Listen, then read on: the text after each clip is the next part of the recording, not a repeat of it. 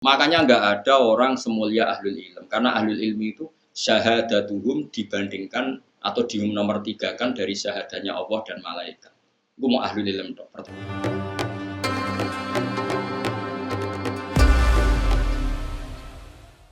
Terus kedua misalnya begini. Kamu keyakinan kamu nanti di akhirat bisa melihat Allah enggak? Semua ahli sunnah sepakat nanti di akhirat itu bisa melihat. Di akhirat ya. Terus orang-orang yang anti ahli sunnah berpikir begini, Nabi Musa saja yang Nabi zaman di dunia tidak bisa melihat. Dan Allah ngendikan, arini angzur ilaika qolalan taroni. Kamu nggak bisa melihat saya. Nak jari ahli tafsir sing ahli sunnah nak ngenyek Mu'tazilah ngeten. Bocah kok goblok ngono. Mu'tazilah iku goblok. Jahil. Ora goblok yen Allah mau ngendikan ngene, rungokno tak prediksi sithik setok. Lantaroni kamu ndak bisa melihat saya. Jadi yang nggak bisa melihat tuh kamu. Allah ora kok ngendikan lan uro, saya ini ndak bisa dilihat. Kalau Allah ngendikan saya ndak bisa dilihat, maka Allah punya zat yang memang nggak bisa di. Tapi kalau kamu nggak bisa melihat, ini ada unsur di kamu yang menjadikan kamu ndak bisa melihat. Unsur itu adalah kamu di dunia itu profan, fanin, bisa rusak, profan, ndak abadi. Sementara setelah nanti di akhirat manusia itu didesain abadi. Karena desain manusia di akhirat didesain abadi, maka punya kemampuan melihat zat yang abadi, yaitu Allah Subhanahu wa Ta'ala. Sementara manusia di dunia itu didesain nggak abadi, didesain siap rusak, makanya hancur. Makanya dites, ngene sa Musa, kowe ora usah kepen roh aku tes wae. Gunung sing kuwate ngono. Iku kok delok. Falamma tajalla rabbuhu lil jabali ja'alahu dakkan. Bareng gunung lagi ape tajaline pangeran wis hancur. Wong gunung kuwate ngono wae ape tajaliku hancur kok kowe. Suwakhar Musa nopo? Soiko. Masalahnya semua yang di dunia ini masih di dunia didesain profan. Halak, potensi rusak. Sementara kalau kamu di surga, desainnya dirubah, didesain abadi.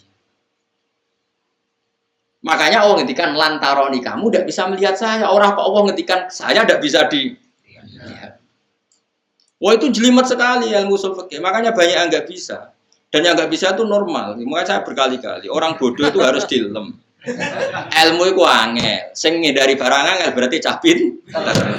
Berarti wong bodoh itu pintar. Jadi kena tak warai carane ngelem wong bodoh. Ilmu itu angel. Sing ngindari barang angel berarti wong pintar. Berarti wong bodoh itu pintar. Mergo menghindar dari barang angel. Makanya kenapa saya husnudzon sama sampean itu orang pintar. Karena menghindari sesuatu yang apa? Angel. Kayak wong menek jambean dong, Mas. Jare sing delok kan. Wong njupuk kaos sak direwangi blepotan, wong kok gobloke ngono. Wong angel atuk tuku ning toko. Dan semua yang nonton merasa pintar karena ada ikut mergo menek jambean niku. Berarti gak dari barang angel niku. Saya kan yang ngaji di sini semua ngerti kok. Ilmu tafsir ku angel. Terus kamu menghindari barang angel. Berarti pintar. Makanya keyakinan kula sampean niku pintar. Kula baleni malih. Dadi kula suwun nak sampean kepen imane diridani Allah niku eling-eling nak Allah sing ansyaha awal. Mulane Nabi Muhammad ku banggane pol ambek teori, bukan masyhur. Nabi nate ngendikan santai-santai ngendikan, "Cung ra ono penyakit menular." Singkat cerita orang Yahudi itu kan ingin mempermalukan Nabi salah teori. Singkat cerita ada beberapa orang, ya ada orang Bedui, orang Yahudi, tentu yang paling berkepentingan Yahudi. Ono unta waras dijejero unta gudiken. Sing waras melok napa? Gudiken. Nabi pun kadung ngendikan ora ono penyakit menular. Akhirnya Kanjeng Nabi diceluk, "Ya Muhammad, kata kamu ndak ada penyakit menular. Ini unta waras tak jejero sing gudiken kok melok gudiken." Tapi Nabi pinter. Sing bakas unta kedua sapa? Iki gudiken ketularan di, ketularan niki Mat Muhammad umum Yahudi. Lah iki ketularan sapa? Asli. Sebetulnya Pak, iya ketika dikatakan menular kan yang kedua ketiga Nabi takokane, "Yo iku ketularan iki." Lah yo jaremu ora ana penyakit menular, berarti teorimu salah. Lah iki ketularan sapa? Sing disebut Nabi unta pertama sing napa? Gudiken. Makanya kalau kamu mengatakan unta mesti lahir kok unta, manusia kok manusia, lah Adam lahir kok sapa? Kok lemah kan? Makanya kon eling ansyaha awalan. Jadi misalnya ono hadis kok gak ono penyakit menular. Bukannya Nabi ingkar ilmu medis ada beberapa yang enggak. Tapi Nabi tahu piye-piye awale kabeh kok Allah. Misalnya kayak menular kok iki. Lah yang pertama mesti asli sangka Allah. Lane Nabi takok, "Lah iki ketularan konti, kok iki mat, kok iki. Lah iki ketularan sopo? Asli mat. Lah iya maksudku sing iki." Wah, yes. Lah itu disebut ansaaha awalan.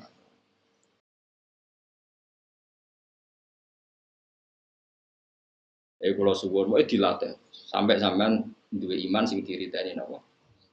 Misalnya ngeten iki contoh, kaya kowe mati kan yo ora roh, dadi lemah macam-macam. Terus tangiku piye? Paling gak kita seling menilai, ya aku zaman mani yo ora roh carane dadi manusa. Nyatane saiki dadi artinya ketika kita dengan otak normal ditakoki mani iki iso dadi manusa ta ora? Kita pun mengatakan ndak mungkin mani kok dadi manusa. Artinya kita ndak mengatakan teorinya kita pun ndak bisa ini menjadikan manusia. Nyatane dadi manusa mlete, iso utang, iso bulet macam-macam rameni dunya. Terus sekarang kita jadi lemah lagi, jadi turun. Ya kita ingat dulu ketika kita jadi manusia rupa-rupane Nabi Adam, ya kok lemah. Nyatane iso dadi Nabi Adam berhabitat berpopulasi miliatan manusia.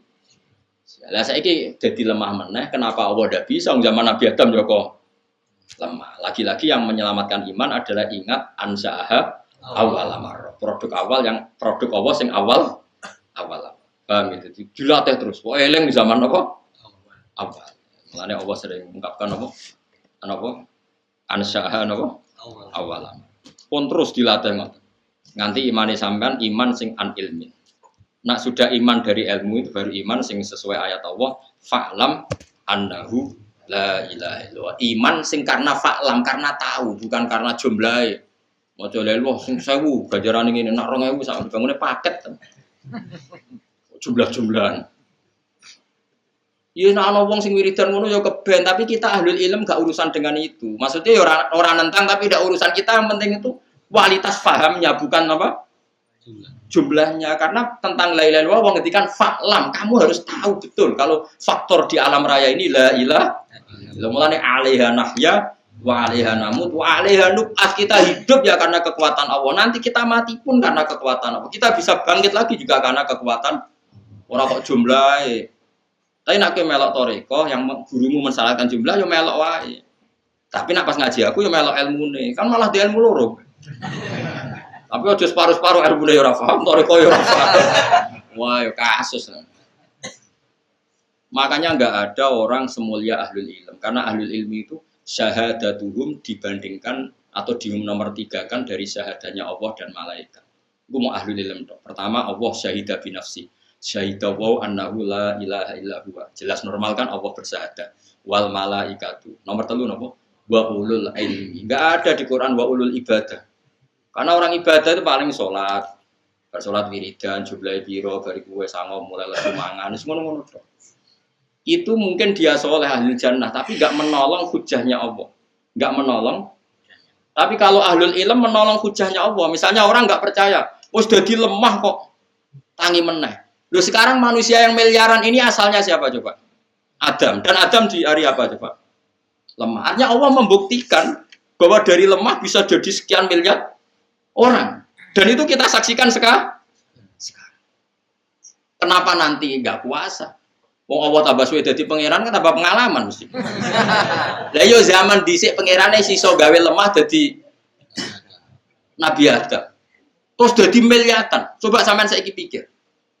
Nabi Adam berarti di punggungnya itu ada gen miliatan orang yang dipersiapkan ila yaumil. Nabi Adam kan master, berarti di punggungnya Adam ini ada sperma orang mulai Nabi Adam ila yaumil. Gampang gak ya? Nitipno sperma di satu orang untuk calon cadangan ila yaumil. Itu bisa terus dadi wong sing kriting, sing bulet, sing bangir, sing boling. Wah, lho gawe manusa. Iku wae iso. Yo saiki wujud kita saksikan. Kemudian pangeran sudah jadi pangeran suwi, barang gue jadi lemah nih, gue darani pangeran saya kira iso, lah kok aneh, tambah pengalaman kok barani tambah. Lah ini pentingnya ahlul ilm, syahadahnya ahlul ilm menopang agama Islam, makanya Allah ngelem ahlul ilm sampai wa ulul ilm, jadi syahadatu wa syahadatul malaikat ketiga syahadatu ulil ilm, jadi syahidah wa annahu la ilaha illa huwa wal malaikatu wa ulul ilmi qaimam fil qist. Lalu dawuh Imam Syafi'i, dawuh ulama-ulama Ilam takun al ulama wa auliya alillah fama ala wajil ardi min wali. Nah ulama sebagai prawali ning dunya wis ora ono napa. Saiki wong awam kan senane darani wali sing keramat. Itu wong rono dhuwitmu akeh wali. Ana wong keramat iso nebak isine atimu wali. Jadi bapak nangnya wali, wali dan meletes. Padha wali ra aku, bapak dia nak guyon. Lah iya ndekne apal 3 ayat. Jus 30 era nanya dadi wali, mosok jeng 30 jus gak wali, aneh-aneh wong-wong. Dia bapak kula senengane guyon. Tapi cara kula ge ono bener. Sekarang misalnya saya terkenal wali, misalnya saya ada alim seperti ini, terkenal wali. Paling kalau saya terkenal wali itu kan ono wong kultus ya, misalnya Rukin kultus salam templek 200.000, Mustafa kultus salam templek 200.000. Yang untung itu saya. Terus juga ya apik juga yang terkenal wali. Oke, itu mungkin bagus. Tapi untungnya bagi Islam apa?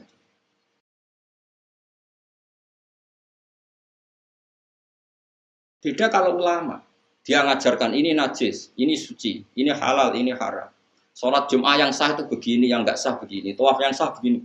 Itu tatanan Islam menjadi tertata. Lha wong manfaate ngono mbok anggap wali.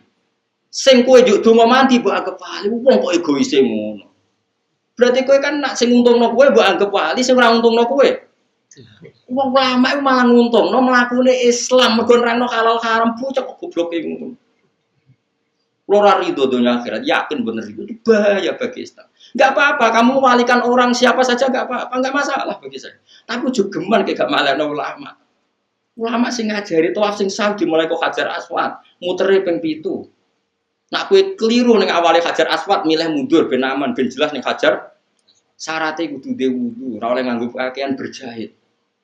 Sing nerangno detail ora mbok anggap wali, mbok anggap wali mergo ana mbah terkenal wali mbok suwani mbah dong ana kaji yo cung, terus kowe cukup duwe dhuwit saji. Sing wali iku. Sing nerangno rocos sam. Yo apa-apa wong ku barani wali ra apa-apa, tapi sing wong alim ku arani wali. Tapi kula lah barani wali ora seneng. Mesti ngarani kuwe wae. Tapi kula yakin, yakin. Ora ana ulama sing gak wali. Kula ora darani kula, abe ulama mesti wali. Asal ulama tenan. Waras maksudnya. Mergo tadi wong ku cek ya wong cek goblok. Kalau bapak saya dalam itu marah besar. Bapak itu kalau sama ulama itu hormatnya. Saya tuh sering zaman beliau sugeng. Ana wali ya biasa beliau nyucup, orang terkenal wali beliau nyucup, tapi ya biasa. Kalau sama ulama itu ya sampai nyun sewu menyediakan uang untuk ngaturi apa saja yang dimiliki. Ya karena beliau bagi saya wali mati, Islam rapati kroso. Tapi nak ulama sing mati itu kroso. Ya coba, misalnya sampean segini sekarang coba. Islam ini jalan karena coba orang tawaf sah karena fatwanya siapa? Orang sholat sah karena fatwanya siapa? Kawin sah karena fatwanya siapa? Ra oleh kawin mbek mahram, ra oleh kawin mbek wong sing urung dipegat sing lanang.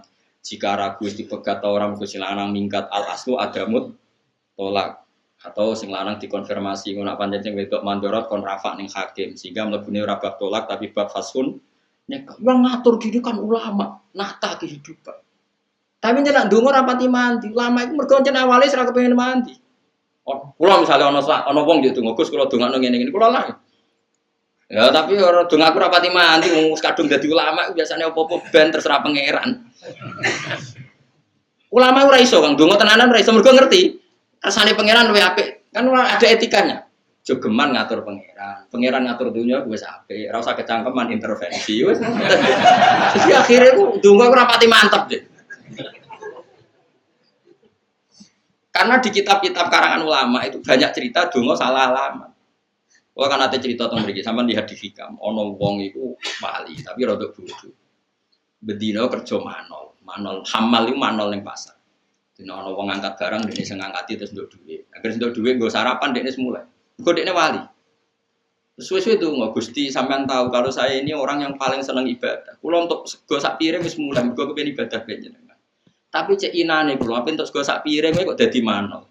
Maka saya minta engkau ya Allah kasih rezeki saya yang tanpa kerja. Singkat cerita dia ngantor hari kedua atau ketiga dituduh nyolong terus dipenjara. Penjara iso untuk rangsuman, sore untuk rangsuman. Protes nih ya Allah, kenapa harus dipenjara? Terus sampai Allah dijawab, bukankah kamu minta rezeki yang tanpa kerja? Uang di penjara kan dapat rezeki tanpa. Terus dia rasa protes. Ya Allah, Mbak, ndak ini maksudnya. Salah, dia wis minta rezeki yang tanpa. Ya LP itu. Nah, jangan-jangan orang yang sekarang di penjara memang pernah berdoa dapat makanan. Dapat rezeki tanpa kerja. Lan ora usah donga ngono-ngono. Donga iku njuk mati husnul khotimah, njuk amale ditampa. Satu kok aneh-aneh.